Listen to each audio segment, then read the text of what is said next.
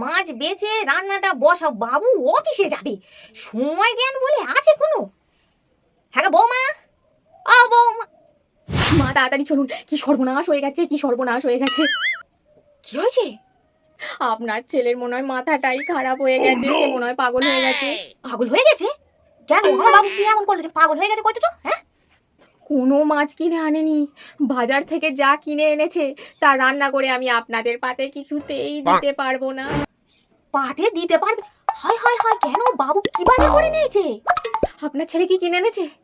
এই দেখুন, বাজার থেকে পোকা কিনে নিয়ে এসেছে, এই পোকাকেও রান্না করে।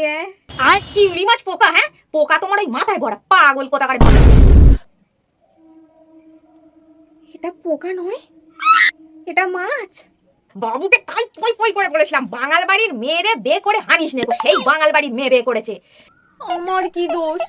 আমাদের বাড়িতে তো আমরা মাছ বলতে চিনি শুটকি। বাইগান, হ্যাঁ ওই শুটকি মাছই চেনো, ওই ঘাস ফুস ছাড়া আর কিছু চেনো? হ্যাঁ, ঘাস পাতা কচু খাওয়া বাড়ির মেয়ে চিংড়ি মাছকে বলে জলের পোকা, পাগল কোথাকারের।